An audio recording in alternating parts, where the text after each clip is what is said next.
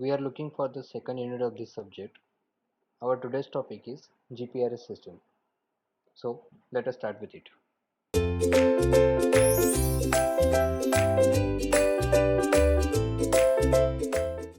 GPRS system. Actually, we have already seen the GSM architecture and GSM system. GSM system, we know that from second generation, all the communication is happening at the digital by using digital communication methodology. Our cell phone was using we are using our cell phone just we are not using our cell phone just to send and receive voice signals. We are using data services also. GSM architecture will provide the voice and SMS means data over voice channel. GSM's architecture provides this functionality, but for internet purpose or for packet transmission we need some other architecture, and that architecture is GPRS architecture. GPRS architecture stands for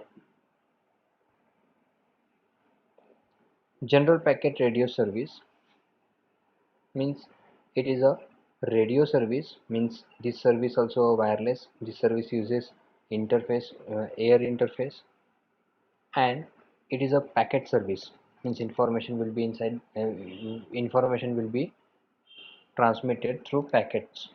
You can see here figure 4.16, which shows the something similar with the GSM architecture.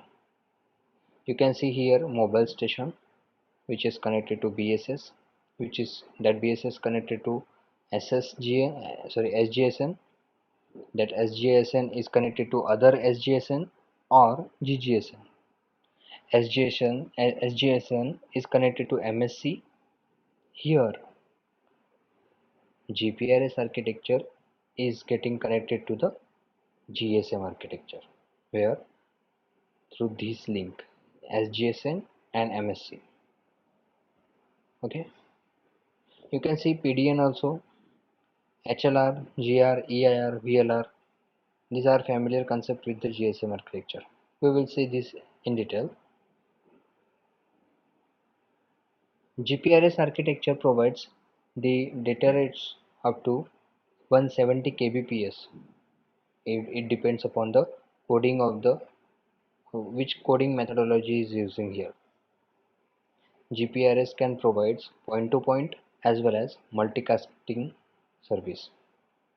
Means GPRS can provide the service in which single link will be established and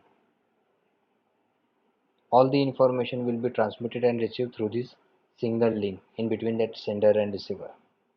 Or GPRS can provide, means second phase of the GPRS can provide the multicasting service also, means single point to multiple points. This can also be done by GPRS phase 2. GPRS also provides the security services like providing authentication, controlling accesses, and user identity confidentiality. Means here, if someone is transmitting some information to other person in transition mode, the identity of that sender and receiver kept confidential. This service is provided by GPRS system. We come to the block diagram of the GPRS system. Now we will, this MS wants to communicate, or this MS wants some data, this MS wants some information through internet. Now he will use that same interface, interface. We already have seen this interface before. Where radio communication will happen, there will be interface. Okay, you can see here radio interface. Okay, this radio is interface placed in between mobile station and base station subsystem. This base station subsystem is connected to SGSN and MSC. If mobile station is asking something regarding voice call, that communication will be happen in between a BSS and MSC. And if mobile station is asking for data, that request is forwarded to the SGSN. Now this SGSN is another MSC for GPRS network. Okay, SGSN SGSN stands for Serving GPRS Service Node. SGSN is Serving GPRS Support Node. Okay, it may possible that this SGSN will contact with the other SGSN, or if mobile station is asking some data which requires other networks, then SGSN will communicate with other networks through gateway GSN. Okay, GSN stands for GPRS support node, GGSN stands for gateway GPRS support node, SGSN stands for serving GPRS support node, GR, which we will see here, GR and HLR, the registers which stores the user information and the information required for GPRS services too.